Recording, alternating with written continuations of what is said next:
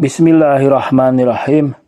Allahumma sholli ala Muhammad wa ala ali Muhammad. Dalam kitab Nasaih Ad-Diniyah yang disusun oleh penyusun Ratib Haddad yang terkenal itu, dari penjelasannya saya melihat dimensi Ghazalian ya.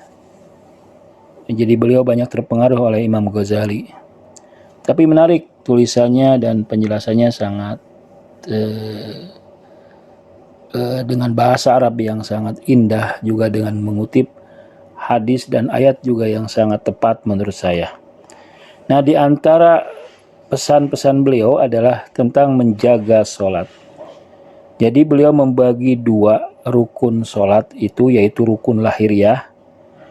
Rukun lahiriah itu seperti qiraah, membaca, sujud, ruku, tasyahud, dan qiyam.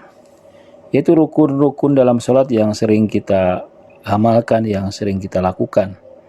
Dan biasanya kita lebih memperhatikan rukun-rukun lahiriah itu.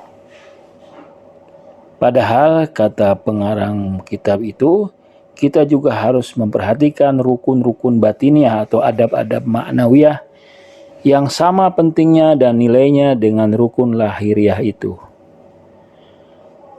Rukun batiniah itu seperti khusyuk, kamalul ikhlas, ikhlas yang sempurna, yang sangat sempurna. Kemudian tadabur ma'aniha, menghayati makna-makna bacaan yang kita baca selama sholat itu. Kemudian juga kita musolli tercengkram dengan keagungan Allah Subhanahu wa Ta'ala. Nah, dua-duanya harus diperhatikan dengan baik agar kita memang bisa disebut sebagai mereka yang menegakkan sholat.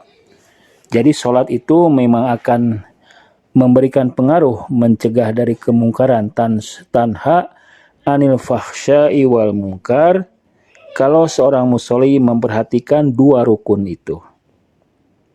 Nah, dalam buku itu kata beliau, kalau orang yang hanya memperhatikan rukun-rukun lahiriah saja atau adab-adab lahiriah dan tidak memperhatikan adab-adab batiniah atau rukun batiniah, maka dia seperti menghadiahkan bangkai kepada sang maulanya. Jadi sholat itu tidak beruh. Sholat itu tidak mengandung spirit. Jadi orang yang melakukan sholat hanya dengan menjaga lahiriah, rukun lahiriah, dan tidak mengindahkan rukun batiniah, seperti menghadiahkan bangkai kepada sang maula.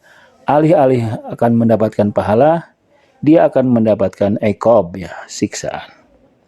Demikian juga orang yang hanya memperhatikan rukun-rukun batiniah, tidak memperhatikan rukun-rukun lahiriah, itu juga seperti mereka yang menghadiahkan hewan yang hidup tetapi cacat.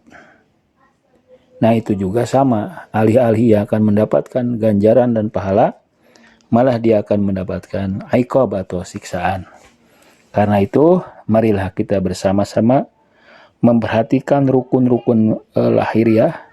Kita memperhatikan bacaannya yang makharijul hurufnya yang tepat, rukunya, sujudnya yang tumaninah, berdirinya yang tumaninah, sujudnya yang betul-betul sujud. Demikian juga kita memperhatikan, menunaikan rukun-rukun batiniahnya. Kita sholat dengan penuh kehusuan, penuh tawajuh.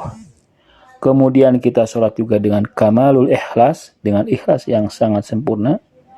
Kemudian juga kita mentadabur makna-maknanya, artinya kita minimal harus tahu makna-makna dari bacaan yang kita baca, dari surah Al-Fatihah, dari surah-surah yang kita baca, agar kita bisa memahaminya, sehingga kita nanti akan tercengkram oleh keagungan. Nah, inilah sholat yang memang yang diharapkan akan menjadikan orang itu sebagai muqimus sholat, orang yang memang mendirikan sholat. Karena yang mendirikan sholat itu juga adalah diminta oleh para nabi agar keturunan mereka menjadi orang-orang yang muqimas sholat. Wassalamualaikum warahmatullahi wabarakatuh.